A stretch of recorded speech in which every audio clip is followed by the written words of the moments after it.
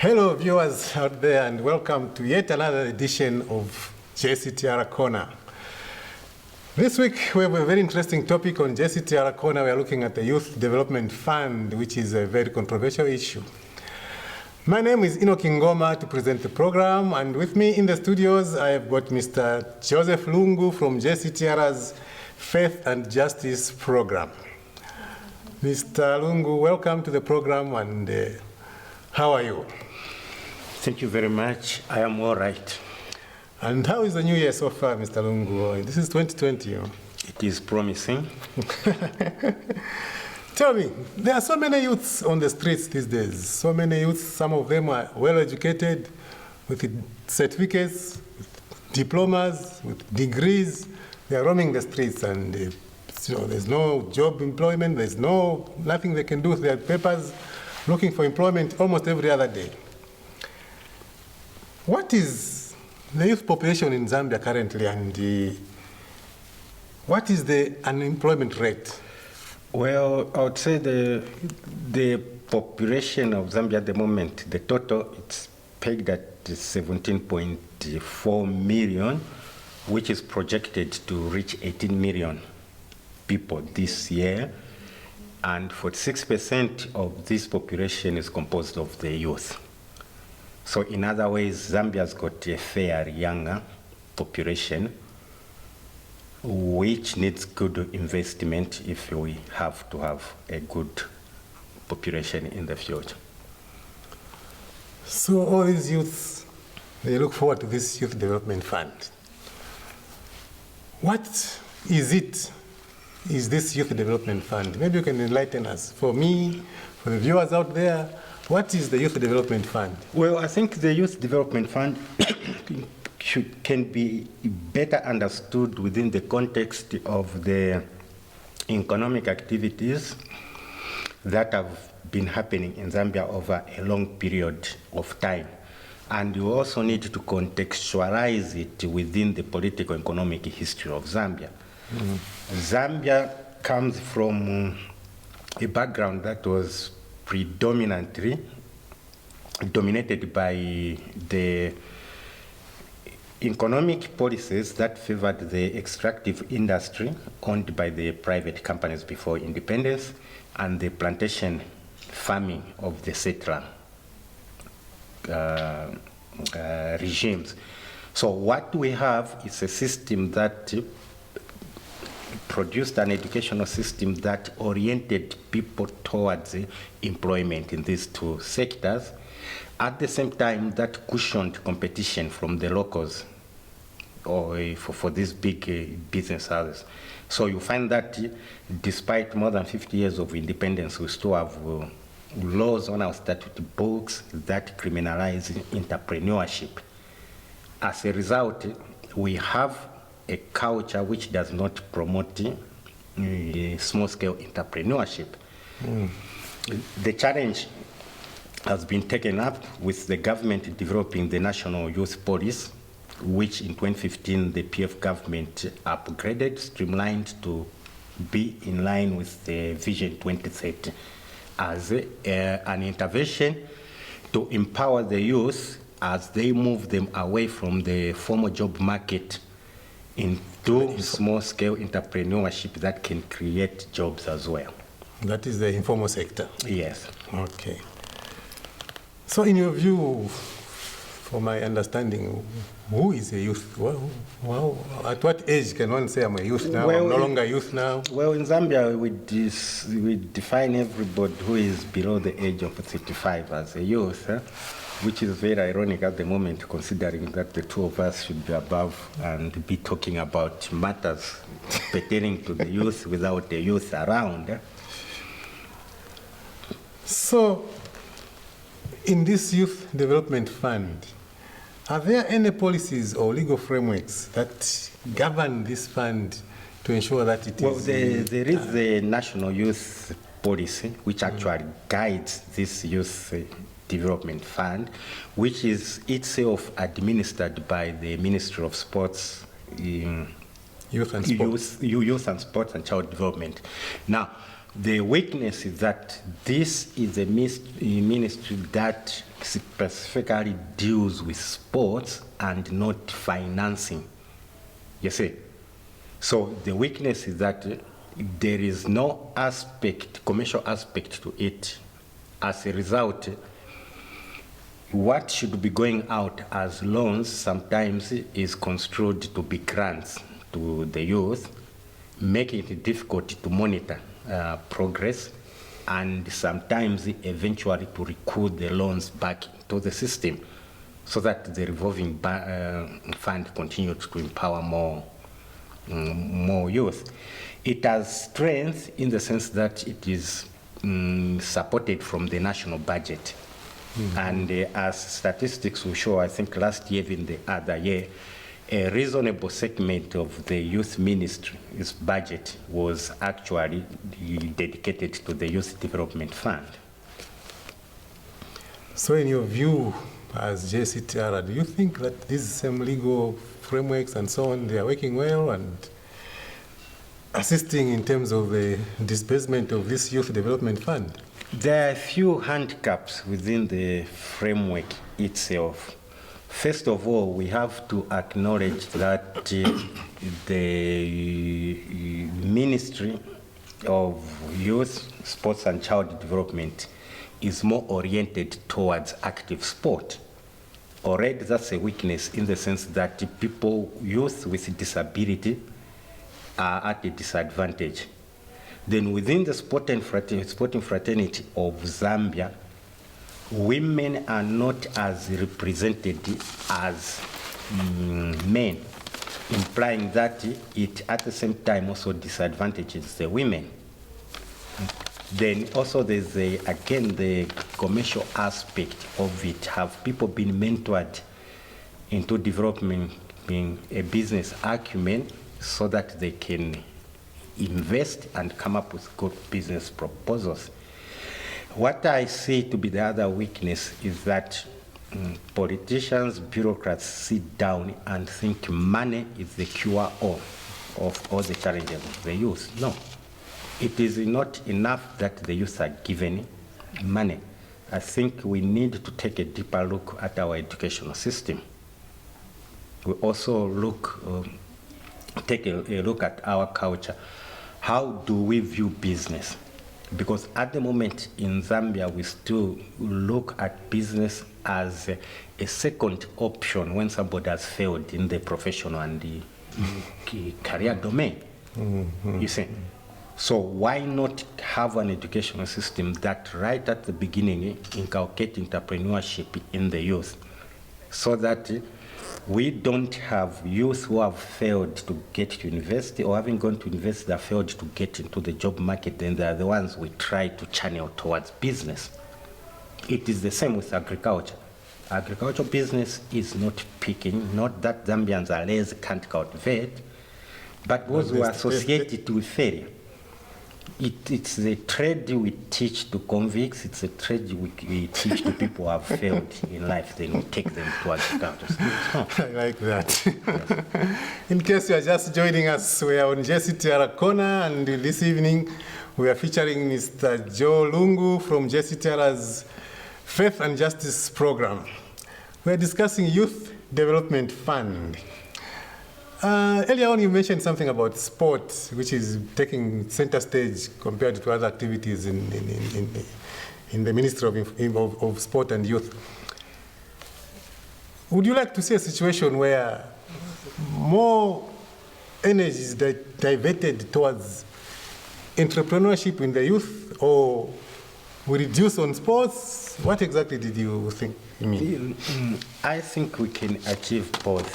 One, the Youth Development Fund should not be the solution in itself. It should be one of the interventions to help empower the youth. But we have to look at the youth in the long term. See, well, we have to look at the youth in the long term.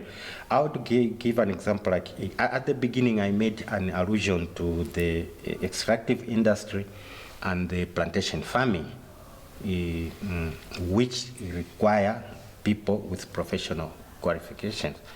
But why can't we also reinforce the relationships in a tertiary education system, for instance, between business production on the one hand and the other disciplines like, let's say, agricultural sciences and the industrial arts? You see, we can start empowering youth right at an early age so that by the time they sit for their junior secondary school leaving examination, they already have an orientation. In Zambia, the youth spend a lot of latent, what I would call non-active life in school, learning good subject, all right, but all of those good subjects relevant, one, to their future, and two, to the economic needs of the country as at now. You see, so why not the people are doing agriculture also learn agriculture in tandem with business, so that when they graduate, they don't become consultants in business companies or managers at farms, but they go into production. Maybe that was why His Excellency Dr. Kenneth Kaunda did that Zambia National Service stint after secondary school in those days, where as soon as you complete your secondary education, you go straight to a national service camp where you are tutored not only in the military but also in agricultural activities. When you come from there, you are well vested in farming, in agriculture, and of course vested also in the military to help protect the country. Do you think that it was a good idea, maybe? Well, the other handicap of this same Youth Development Fund, like main interventions right from the time of Kaunda's, first of all, the Murunguchi reforms and other later National Development Plan, it's that each time a fund is put in place, it has political connotations. For example, right now, the Youth Development Fund, it's looked more as probably payment of the youth for certain political activities, when in actual fact it should be run on the basis of a commercial financial institution. For development. In Zambia today, Zambia is part of cyberspace, it's part of the ICT fraternity. There's a reasonable use of access to ICT and use of ICT. However, it is disappointing that the same is not used to the fullest extent in the managing of businesses. I think the best or the near youth come to exploit ICT is social media, when they come to mostly use it for non-productive activities. So we need, like the ministry can get in, work with the private sector, come up with a streamlined situation that will really help the youth understand how to invest and how to manage a business. It was the same with the Zambia National Service. It was a good idea, but at a certain stage, it became a process of political indoctrination than entrepreneurship. Thank you very much, Mr. Lungu, for that. I think we're going for a short break. We shall be back in a moment.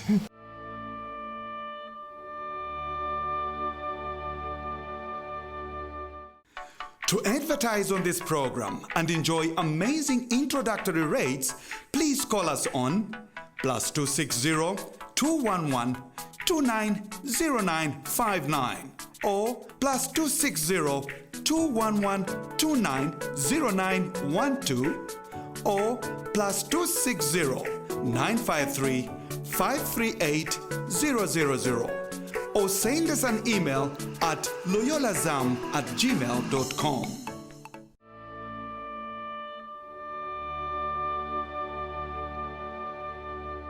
Welcome back. We are still on Jctr Corner. This evening, we are featuring Mr. Joe Lungu from Jctr. He's a programs officer in the Faith and Justice program. Mr. Lungu, welcome back to the program. And before we went for the break, you were talking about the national service, how it is also had been politicized those days. Now, where does this money for the Youth Development Fund come from? Who mobilizes this money? How is it administered? And, There are all these issues of maybe recipients. How does whoever is taking, where do we take it? To these youth here, to these youth, or are the youths in groups or in individuals? What happens to this money? Well, I think the fund is catered for in the national budget. It is administered by the sports ministry. You see, as long as it's going to have a political face, it's going to be difficult to administer. An evaluation has shown that to date it has created less than 500 jobs against the amount so far that has been dispersed. I don't think that is encouraging. Like what I said before the break, the ministry, yes, it's dealing with the youth, but it will do well if it can partner with financial institutions, even the small-scale lending facilities. Probably the Ministry of Mines can also come on board and help. Why do I make allusion to the Ministry of Mines? There's a lot of small-scale mining activities that are going on in Zambia today. And most of these are done by the youth. When such an occurrence occurs where there's a locality where certain minerals have been found, we have seen a trend where instead of going to empower the youth who are already extracting minerals in that locality, instead they are criminalized, moved out, and a bigger company comes in.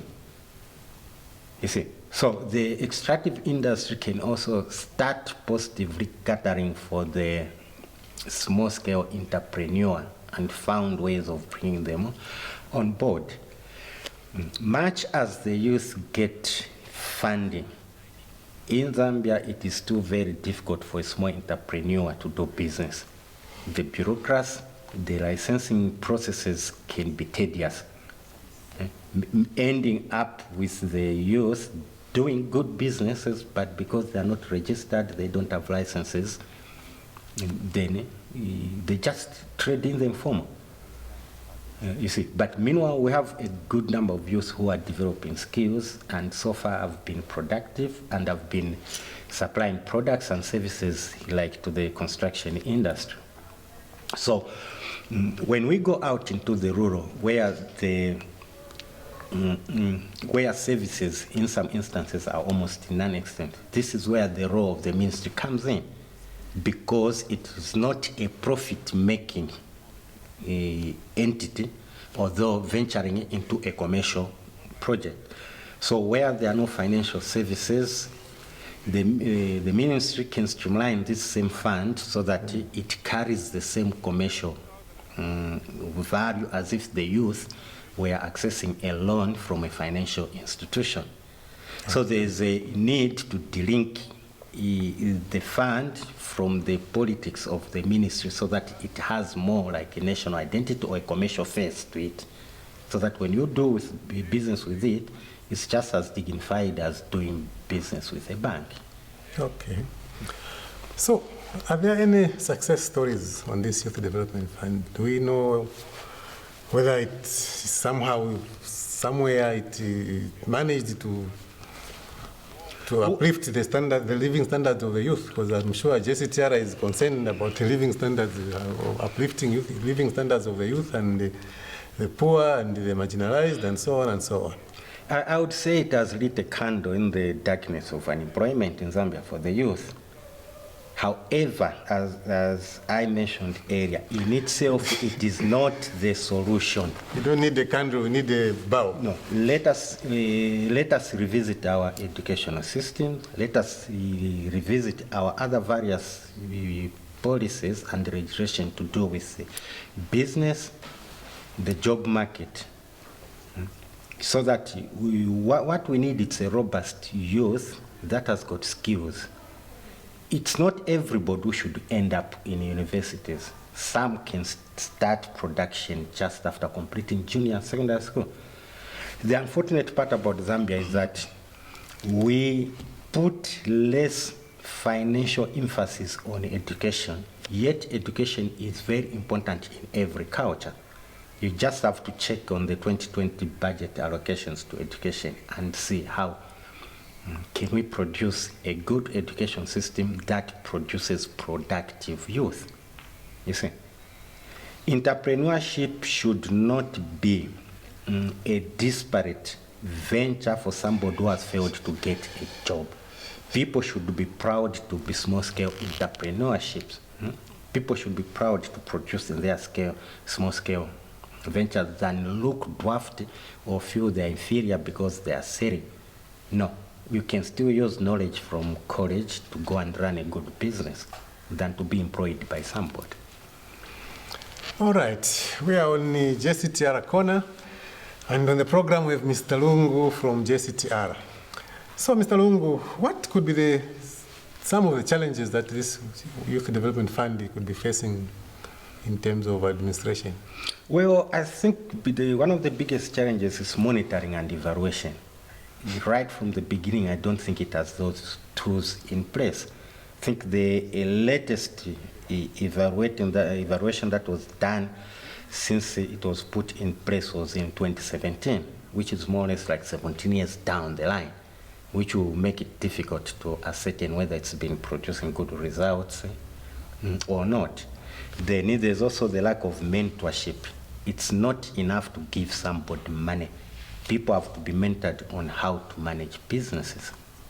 You see, and then also realigning of the other sectors to accept that the small entrepreneur is now part of the Zambian economic landscape, than looking at them at illegal traders or whatever demeaning, stigmatizing terms we use to these people.